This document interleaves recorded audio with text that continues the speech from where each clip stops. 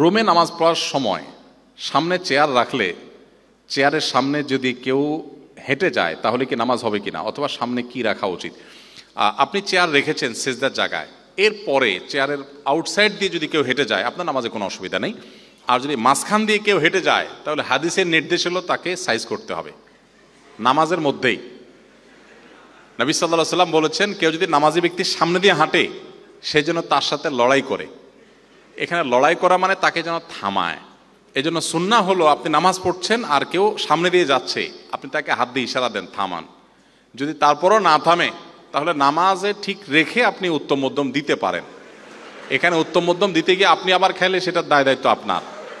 আমি একবার মদিনাতে মসজিদে নববীতে এই দৃশ্যটা চোখের সামনে দেখার সুযোগ আমার হয়েছে জীবনে। হাদিস পড়েছি বইয়ে বহুত, কিন্তু এটার আমল অ্যাপ্লিকেশন কখনো দেখিনি। তো ওখানে আমি দেখেছি এক অ্যারাবিয়ান ভদ্রলোক নামাজ পড়ছে রিয়াদুল জান্নাতে মদিনাতে। তখন রিয়াদুল জান্নাহ ওপেন ছিল সবার জন্য।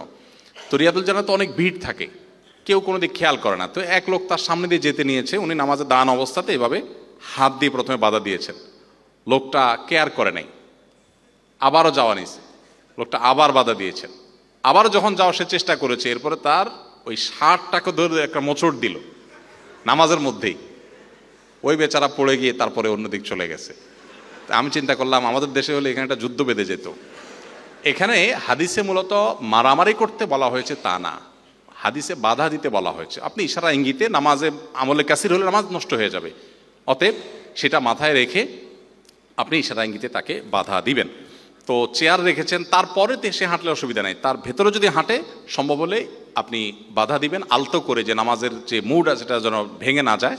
আর যদি আপনি সেটা বাধা দিতে না পারেন তাহলে আপনার নামাজ হয়ে যাবে, কিন্তু যিনি হেঁটেছেন তিনি গুনাহগার হবেন।